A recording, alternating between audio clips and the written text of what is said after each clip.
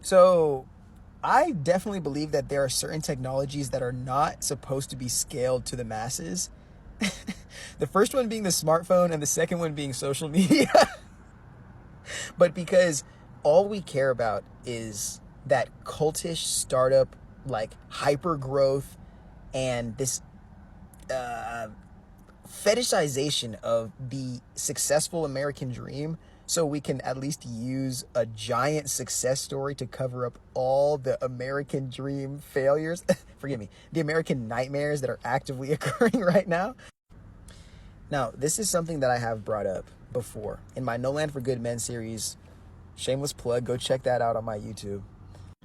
But this, the next age, like the next selling point for these AI companies and for these large language models or whatever they're calling them, is almost like eternal convenience.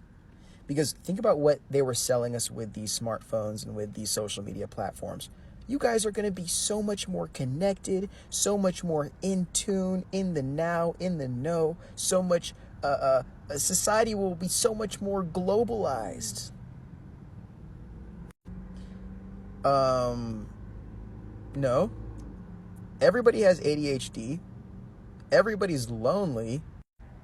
And while they were putting the candy, which I'll say both of those two things, the software and the hardware I just described, while they threw that candy in front of our face to play around with, they eradicated damn near all of our third spaces that we could have had access to, or we had free or low cost access to in the real world, for their real estate projects, to where they would also fuck us for housing, because now none of us can pay for that either.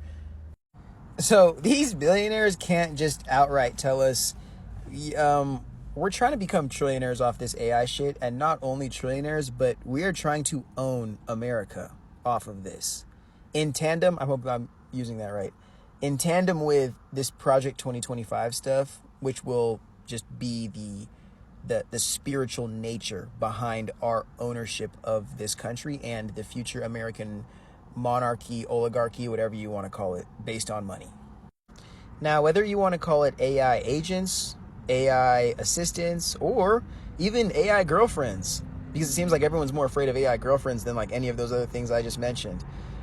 But the way that human beings have been so individualized in their own real worlds, like think about how we have our own For You pages. Think about how we are sitting with our own accounts and our own networks independent of a community, but we're convinced that everybody else has an iPhone, so you're in a community. Everybody else has an Instagram account. Everybody else has a Facebook account, so you're in a community. But just like I describe on my YouTube as well, this is a cult of identity. We are all carrying the identity of having something, of being somewhere, but we aren't humbling that individual identity enough to engage in a community. We are all still looking for validation in this identity, existing in this space with these people, which makes it a cult of identity. In a community, we know who we are, we know what we provide, and we know what value we're looking to share with this community. We're able to humble ourselves enough to realize, hey, you know what? I can't be everything. I can't be the salvation of this community alone. I have to be fully willing to be a part of this to make sure that we collectively meet the goal of the community, the needs of the community, and then my needs will be met on the back end of that. But the social media fame and the ability to develop careers on these phones, as great as it has been for the average person, the creator world and economy has developed this almost like self-induced sense of narcissism. And I don't know if it's the likes or the followers, or just the one-to-one validation that we think internet fame is to real life fame and like status. So many people have become narcissists and have fallen into of genuinely believing that they're somebody that they're not, and it's literally of free access. It's like a gas station dick pill. I hate to even bring that reference in here, but it's just like it's like you see the ingredients in that, and you know, like, what it's even for. You're like, why the fuck would you take that, bro? It's just like free access to destroy yourself. And it's not only the narcissism that's an issue.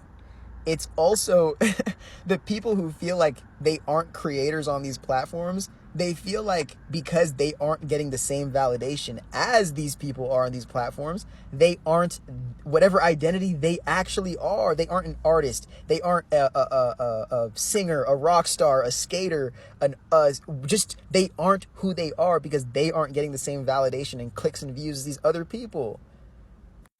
So for a community and a society of people who were already going through so much and struggling and suffering through so much to gain access to validation through their identity or who they are in society, now they have to try to do the same exact thing and compete against other people to gain access for their identity in this digital reality that's not real, but we collectively have decided to act like is real, and now it's just adding more pressure onto existing, which we've all been doing so much to like get away from.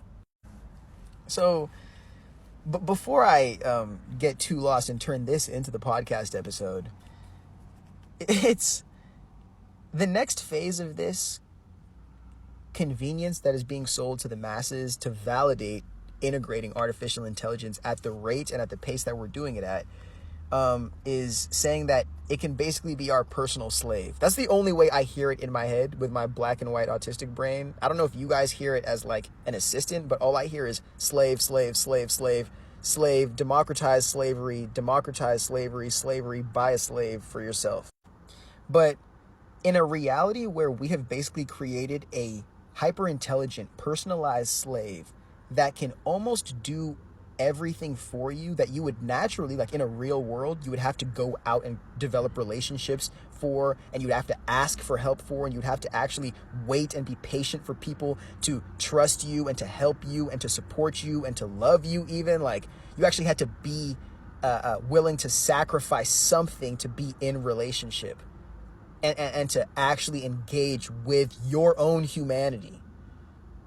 But we're trying to convenience people out of that, out of the natural just suffering that is trying to exist with other people you don't know, other people you're different than, other people you're afraid of, other people that you feel like you're more than. Like, it's just that's part of the human journey. And we're trying to convenience humans out of that in a state where so many human beings already feel like they're suffering enough just to exist. But it's not because life is hard. It's because rich people are hoarding all the wealth from the society that we could be using to accommodate ourselves and enjoy life before sending ourselves into this eternal collective psychosis into AI accommodation reality, which is just going to mean, hey, how many humans can we remove from executive level society so as few people as possible can own as much as fucking possible of this society?